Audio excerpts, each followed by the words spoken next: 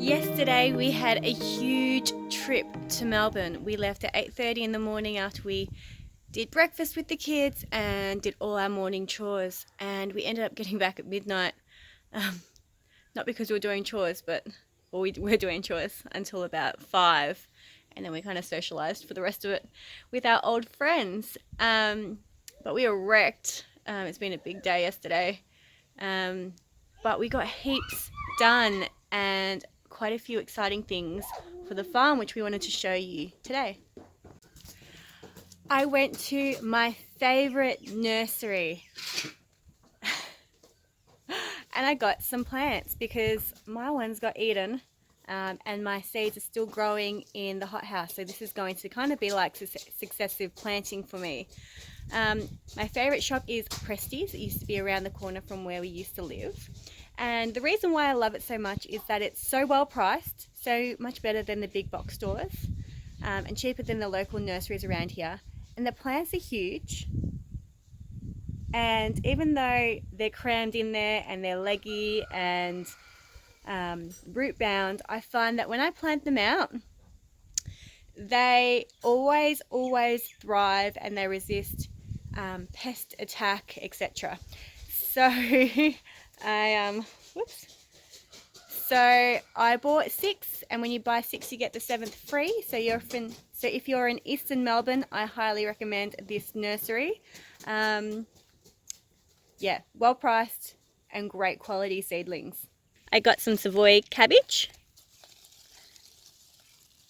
some marathon broccoli,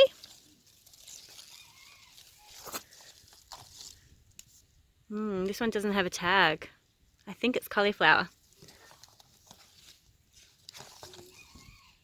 Another one with no tag. I'm pretty sure this was the broccolini.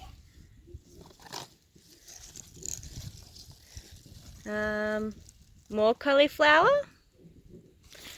and purple broccoli. We also went to the Digger Club, which is another favourite store for me. We are a member, and we usually order online, and we usually get their free seeds too, which I should be getting those any day now. We get 8 free seeds a year. You can choose what you want out of a small list. But we popped in because we had one of the cows come in and eat our natal plum, and I wanted to replace that. And while I was in there, I thought I'd buy some of the seeds for summer that I needed to save on postage. But I'll show you what we ended up getting.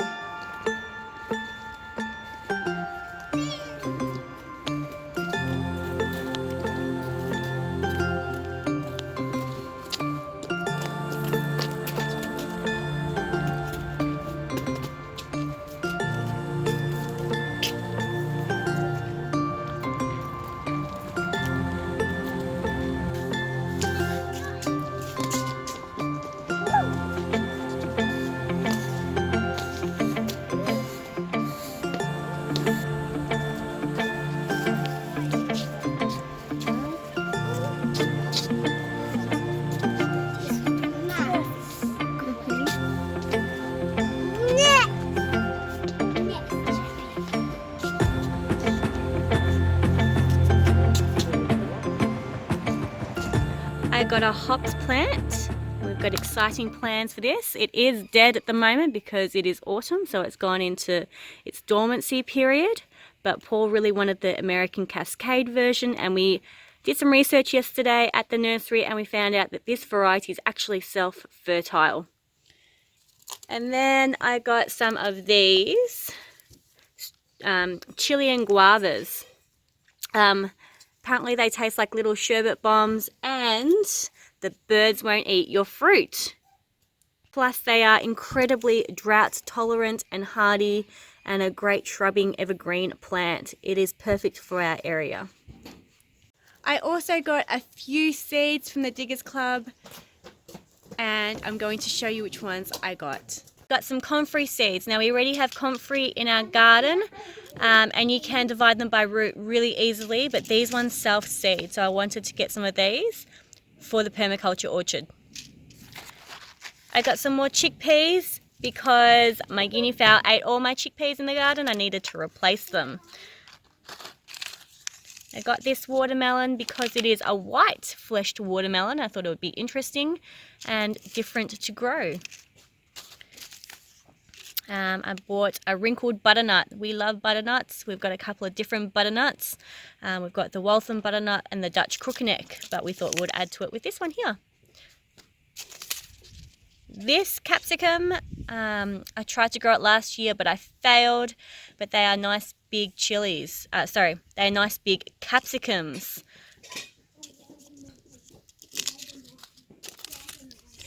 Sturt's desert pea, one of my favorite native flowers. I'm looking forward to giving this a go, and they grow in poor soil. So we don't have sandy soil, we have silty and clay soil, but hopefully I can find a spot to put this. And finally, the world's largest pumpkin. These can get to 900 kilos. I didn't exactly grow the largest pumpkin this year. This is the giant pumpkin I grew this year. This one's called a Big Max. And as you can see, it's only about 10 kilos.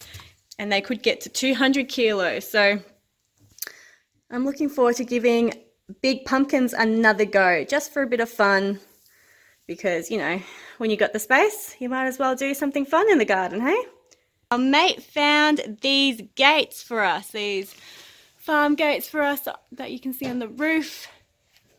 And it was a really good deal. For the two of them, we paid him a bottle of booze.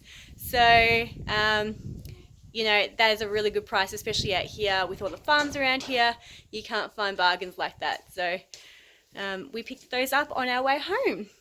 That same friend found us this sausage making machine.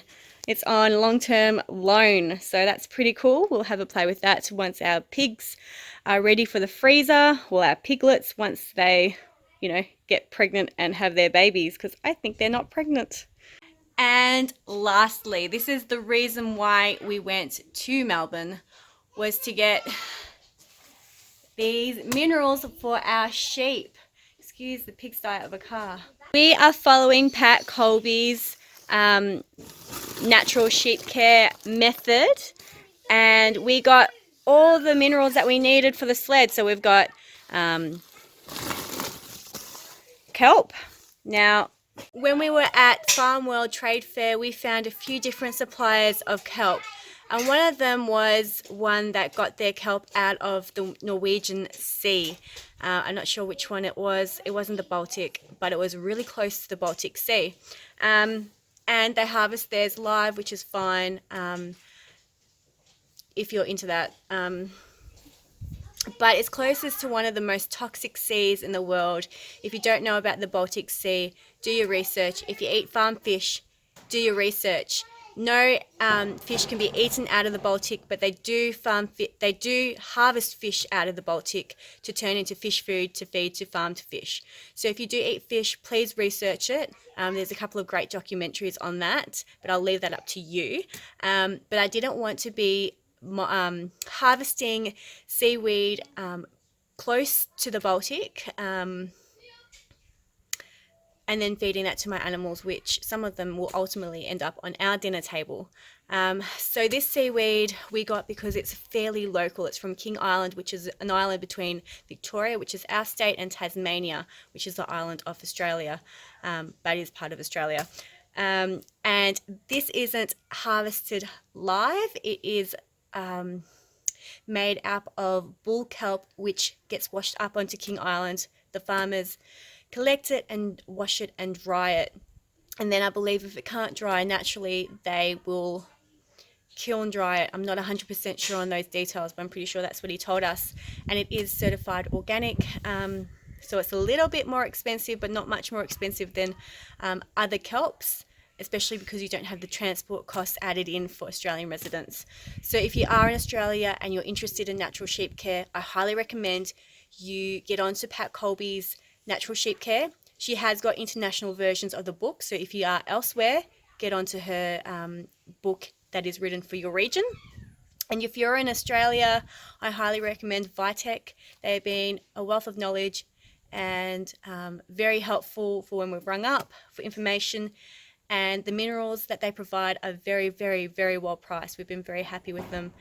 And if you are in Victoria, I believe they do deliver. I don't know if there is a fee for that, something you would need to research yourself, but we went down to their Carrum Downs factory and picked it up. So yeah, highly recommend them. And so I'm going to show you the rest of the minerals that we got to follow Pat Colbys' natural sheep care method. A bag of natural mineralized salt. I was considering using my Himalayan salt. I can get that very well priced from a shop near me, and I use it in my natural skincares. But this salt is from the Murray region. It's a pink salt, so kind of like the pink Murray salt that you can buy to put on your food, but this is an animal grade, which is fine. But yet we decided that we rather a local product with local minerals. So we went with this. It was very well priced. So I think 25 kilos cost us $16. So yeah, highly recommend again. So we got a bag of dolomite, a bag of lime, a bag of copper sulfate, and a bag of sulfur, and a bottle of cod liver oil. The reason why we're following Pat Colbys' natural sheep care is because, as you know, we like to do things naturally. But in her book, she explains that every disease, whether it's for any animal or human, can be traced back to a mineral deficiency. So this is what we're playing on for our animals. We're giving them free choice in their minerals. They can go and take what they need when they need. And we're hoping that it will improve their health and their condition, which then goes down the line to us as well. If our animals are healthy and we're going to be eating some of them, then we're going to be healthy too. So I highly recommend reading her book because it explains it really well, and she explains it very simply. So you can follow it too, but we will be talking about it as we learn more, as we get more experience in this. We will be talking about it more in our vlogs. But for now, if you are interested, get her books. They're not very expensive. I'm sure a local library will stock them. But yes, we're very excited to embark on this next phase of our natural farming journey. So one of the main reasons why we're doing the free choice mineral lick is because of the deficiency in the soil. Now, there was a soil test done on our property in 2008, so 8-9 years ago, and it did show high levels of iron, but low in copper, low in selenium. I think it was borate as well, was a bit low. So the sheep aren't getting the minerals that they need, so that's how they are, the parasites and stuff are breeding inside the sheep because they are lacking these certain minerals. And it also increases fertility, so we should be having more twins. The sheep should be falling pregnant easier. So the sheep they shouldn't just guts themselves. They should recognise in themselves what they are lacking. So whether it's the copper, they'll be eating more copper.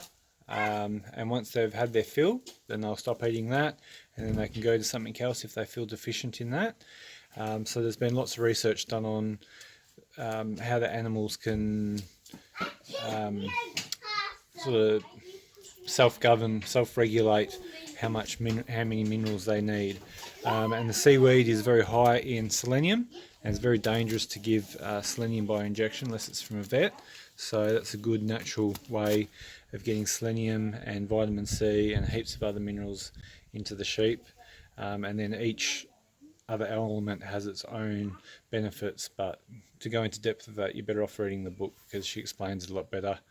And it's very, very interesting to see where all these diseases come from and how they can be stopped just by upping the dose of copper or adding, the seaweed with the selenium and stuff. So it'd be interesting. We're going to get our farm soil test done again, just to see what's changed in the last 8 years. I don't think anything's been applied to the soil, so it will have just been a natural progression of the minerals sort of hopefully restoring themselves, because when they use all the chemicals like